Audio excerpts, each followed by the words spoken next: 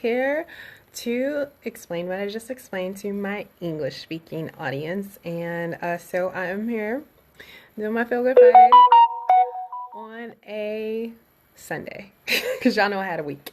So you got to do your self-care and you got to take care of yourself and rest when you feel like resting. And, you know, it's just a little bit emotionally overwhelmed this week. So doing what I can. And I just did this in Spanish. It was 22 minutes. I usually try to be 15 minutes or less, but I'm just warning y'all, I'm probably going to go over 20 minutes on this one. But even like usually when I'm doing my lives, I know exactly what I'm going to talk about. And like something happens during the week, I'm like, oh, this is what I need to learn, so let me share it with you guys. And I didn't have it. So I'd like put on my Facebook, hey, what y'all want to learn about? And got some really good ideas. One that came up more than once was gastrointestinal health. And I do have a video already on how to have good gut health, but I've learned some more things and it's not as detailed as this one. So I thought, okay, and it's been a while since I did that one too. So I was like, okay, let me redo this information. So as usual, as you hop on here, give me a wave, a hi, a hello. Let me know what city or state or country you're watching me from. And if you're watching it, no matter what venue afterwards, Instagram, Facebook, or YouTube, hashtag replay to let me know you came by. And let me know if you need some help with your gut health, your gastrointestinal health, what you're working on and what you need help with in the comments. So this is something that is near and dear to my heart because I suffered for a year from this. I was on Prilosec with every meal because I actually had it when I was younger, around 23. I had gastritis and some ulcers. And then I ended up having 5 different diseases, yay me, in 2012. And so I'm going to go over those diseases and general symptoms. And then, of course, more importantly, how we're going to support ourselves. So, symptoms of digestive disorders vary from condition to condition and from person to person. However, some symptoms are common to most gastrointestinal problems. Common symptoms include abdominal discomfort, like bloating, pain, and cramps, unintentional weight loss, vomiting and nausea, acid reflux or heartburn, diarrhea, constipation, or sometimes both, fecal incontinence, fatigue, loss of appetite, and difficulty swallowing. So, my diagnosis, I had esophagitis.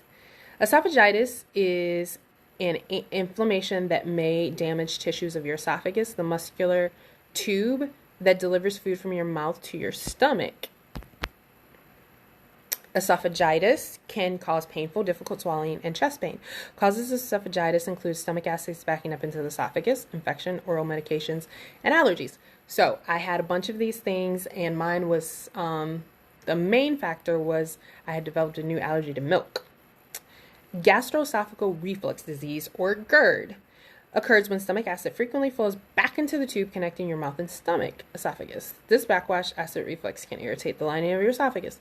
Many people experience acid reflux from time to time. Common signs and symptoms of GERD include a burning sensation in your chest, heartburn, usually after eating, which might be worse at night, chest pain, difficulty swallowing, regurgitation of food or sour liquid, a sensation of a lump in your throat.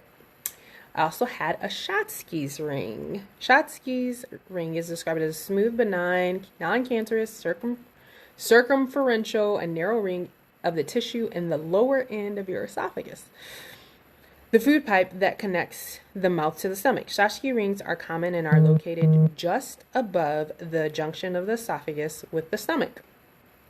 The cause of Schatzki rings is not clearly understood. Some doctors believe they are caused by long-term damage of reflux of stomach acid, which I had, GERD. Ulcers, which are sores of the lining of your stomach or small intestine. Sores also could be on your esophagus or throat. Most ulcers are located in the small intestine. These ulcers are called duodenal ulcers. Some ulcers are called gastric ulcers. I had both. I had all types of holes in my stomach, and then I had gastritis.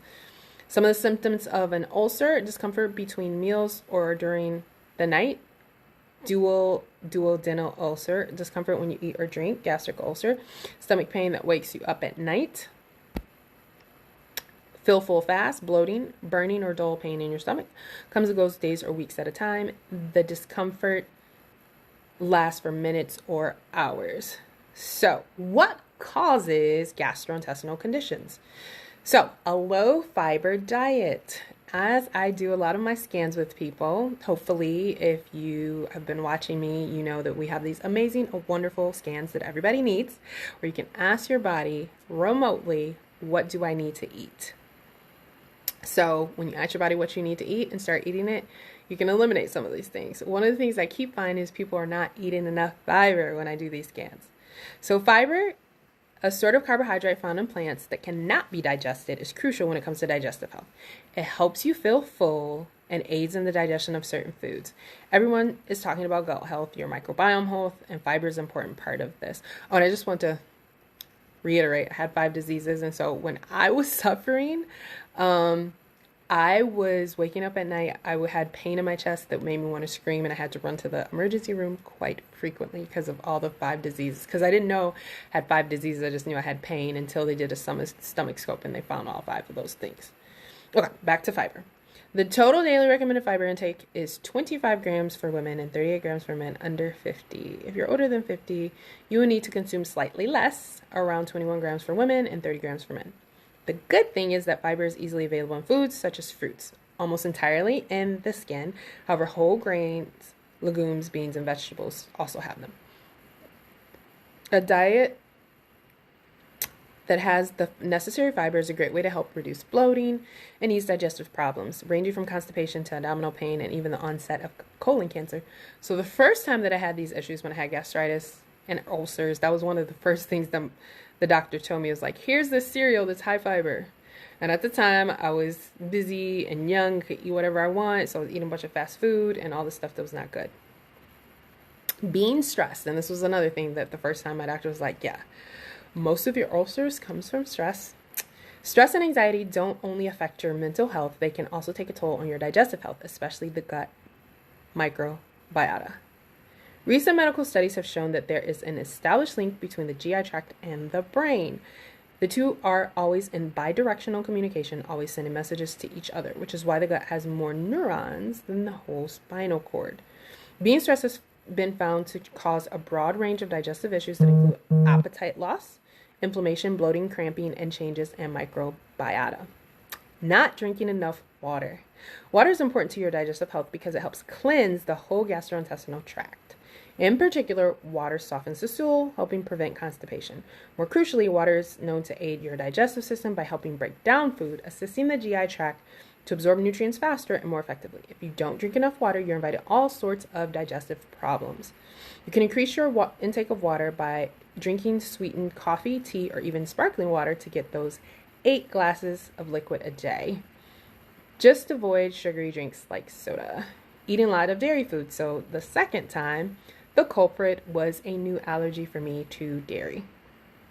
Dairy is relatively new to the human diet. It wasn't really consumed in the first years of mankind's existence. Milk and cheeses are usually loaded with fats and proteins that are difficult to digest, and according to some medical evidence, have a pro-inflammatory effect. That's why consuming large amounts of dairies can cause bloating, gas, constipation, and abdominal cramps.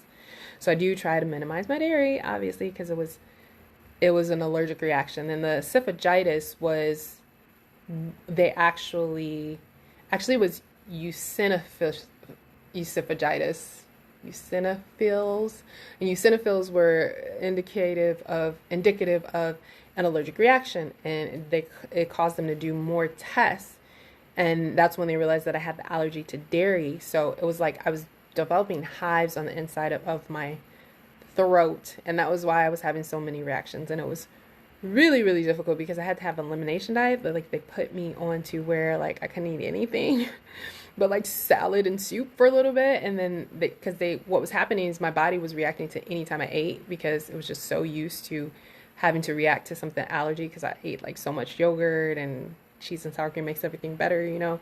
So anytime I was putting food in my mouth, my body was like, oh, you're going to try to hurt us. And it started reacting to every single time I ate. So I had to take out anything that could ever be an allergy for someone, and then reintroduce the stuff that I wasn't truly allergic to, like peanuts and things like that. So yes, dairy.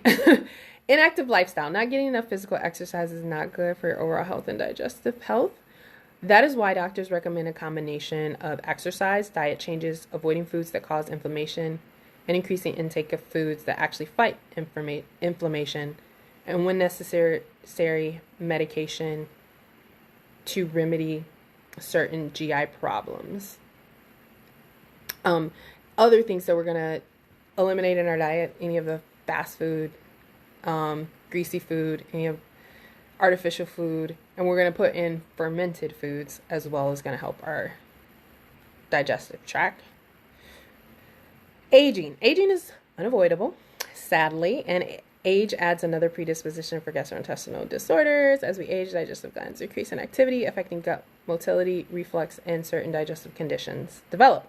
The risk of developing cancers related to digestive system also increases with age. Genetic factors. Another unavoidable factor, your genes. Many immune and autoimmune gastrointestinal disorders have a genetic component, which means they have a hereditary basis. In some cases, these modified genes are all it takes to develop a GI disorder. Think cystic fibrosis or hereditary pancreatitis. Thankfully, in most instances, they simply predispose you to disease, meaning there are factors in the environment that need to be in play. This means that while your genes are part of your story, it's not the entire story. Lifestyle changes can help intervene, like we've already been talking about. Examples of predisposed genetic conditions are ulcerative colitis, Crohn's disease, celiac disease, and some liver conditions. So, again, we want to be mindful of what our routine is and make sure we have a great lifestyle. So we're going to know what to eat, mindful eating, exercise routine, daily hydration, your sleep schedule, stress and anxiety levels, prescription and over-the-counter medications, and bad habits such as late-night eating or excessive alcohol or tobacco use. So just a little bit more on those. We're going to eat more colorful plant-based and fiber-rich foods, anti-inflammatory rich diet. You will want to avoid foods that are tough on your tummy, like fried, artificially, things that are so artificial, processed, or acidic foods. You want to consider meal frequency and size before eating. Are you a grazer who's constantly snacking, or do you tend to have 3 big meals a day? How often do you eat, and how much do these habits impact your digestive health? Recent clinical studies have shown that intermittent fasting can be beneficial to gut health. Another thing to do, practice mindfulness around eating. I have an entire video on mindful eating. Eating too much or too quickly often leads to gas, bloating, and other unpleasant indigestion symptoms. Thankfully, there's a whole practice known as mindful eating, which I have a whole video on, that has been studied to be a practical approach to reducing indigestion. Researchers have shown that mindful eating can reduce symptoms of IBS and ulcerative colitis. Get moving and commit to exercising. According to research, aerobic exercise such as dancing or high interval workout class is particularly great at increasing blood flow to our GI tract. But keep in mind you want to avoid these types of high impact exercises right after eating. If you have a sensitive stomach, give yourself at least 30 minutes in between workouts and meals. Stay hydrated. Not drinking enough water is a common cause of constipation among adults and children. This is because we often replace water with sugary alternatives. Studies have shown that you should aim to drink at least 1.5 to 2 liters of non-caffeinated beverages daily to help prevent constipation. And if you exercise, you should drink even more. You can also increase your water intake by eating fruits with high water content, herbal teas, and non-caffeinated beverages such as flavored seltzer waters. Try and get restful quality sleep. Not sleeping enough hours and getting poor quality sleep has been associated with several gastrointestinal diseases. Studies have shown, for example, that people who are sleep deprived are also more likely to suffer from stomach pains, diarrhea, and an upset stomach. One of the most well-known is inflammatory bowel disease. This makes getting quality sleep an important priority. Cut back on drinking alcohol. A lot of people experience diarrhea after they drink alcohol, along with several other unpleasant symptoms. This is because drinking alcohol triggers some serious changes in the digestive system.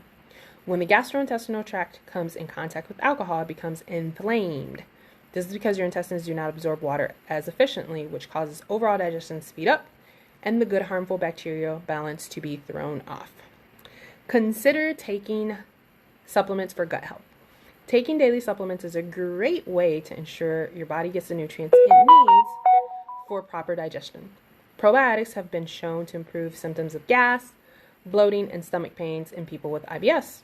They are an excellent digestive supplement to take and have been shown to help alleviate stomach problems while traveling. Glutamine is an amino acid that supports gut health and has been shown to reduce leaky gut in people who are very sick.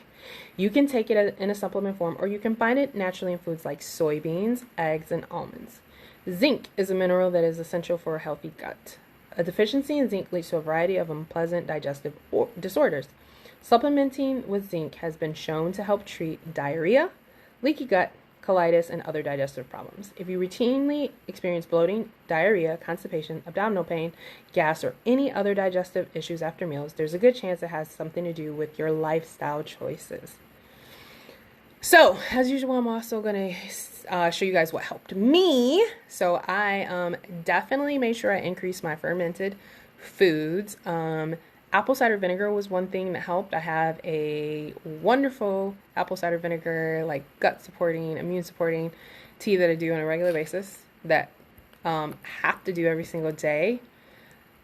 Some of the other things that help was Digest Essential Oil Blend, which has every single herb that helps with digestion. So it's got tarragon, ginger, peppermint, juniper, fennel, lemongrass, anise, and patchouli. So I used to have to take this every meal.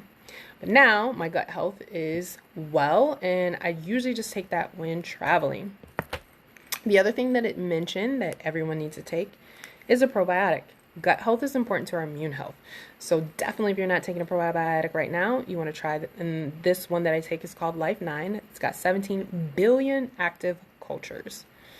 Another thing to add in, those would be the minimum two that I would, if you're trying to repair your gut health, those two for sure.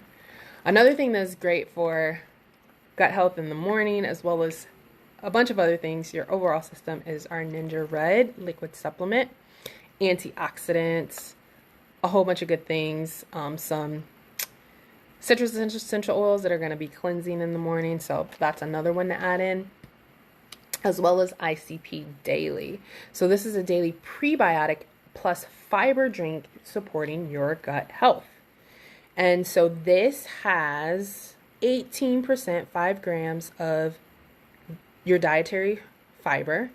And it has things like tamarind, ginger, rhizome powder, aloe, fennel, anise, ginger, lemongrass, rosemary. So some more herbs supporting your gut health. So that is what I want to share with you guys today. Again, it's a little bit longer than what I usually do. I usually be 10 to 15 minutes, but this was closer to 15 to 20. But this was a subject that people asked for, so I'm definitely going to shoot it over to all the people that wanted to know about specifically about this. And if you know anyone that needs some support for their gastrointestinal system, please be sure to share this video with them. Thank you guys so much for joining me as usual, and have an amazing day. Bye, guys.